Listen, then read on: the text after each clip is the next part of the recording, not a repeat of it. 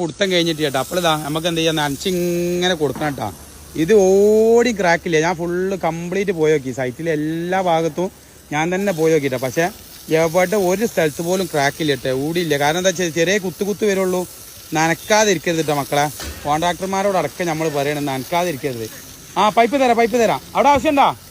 ഇപ്പം തരാം. ഫുള്ള് വെള്ളം നിർത്തി സെറ്റാക്കിയിട്ട് എന്ത് ചെയ്യണം, നനച്ച് കൊടുക്കണം കേട്ടോ. നമ്മൾ നമ്മളാക്കാ വൈകുന്നേരം നനച്ചാണ്ടിട്ട് വന്നിട്ട് മഗ്‌രിബിന് നേരത്ത് വന്ന് നനച്ചാണ്ടി സൂപ്പറായി കണ്ടി. അപ്പോൾ ഇതാ നനക്കാത്ത കളി, ഇതാ സിമെൻറ്റുമ്മ കളി അതില്ലട്ടാ. സലാങ്ക വേറെ ഒന്ന് ലൂസായി കാണി, ലൂസാക്ക്.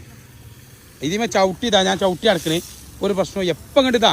ഒരു രാവിലെ തുടങ്ങിയ വാർപ്പാണ്. ഫസ്റ്റ് ഈ സൈഡ് വാർത്ത് പിന്നെ അങ്ങനെ വാർത്ത് വന്നാണ്. പക്ഷെ ഇതേപോലെ നനയ്ക്കുകയാണെങ്കിൽ ഇതാ നിങ്ങൾ ഒരു പേടിയും ഒരു കാലത്തും നിങ്ങളെ സ്ലാബിന് ഇതാ ഒന്നും വരൂല കേട്ടോ. നമ്മൾ പേടിച്ചിക്കരുത്. അള്ളാ നാളെ നനച്ചാൽ പോരാ പഠിച്ചോനെ.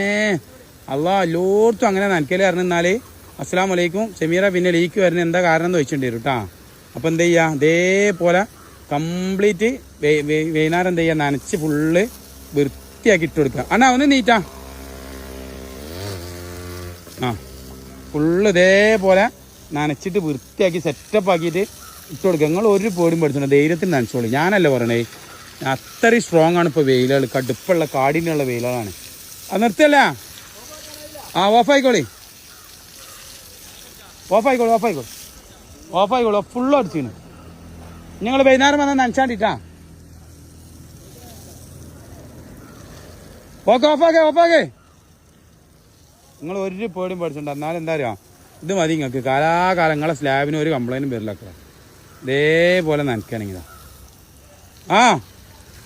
ഓഫാക്ക്. വലി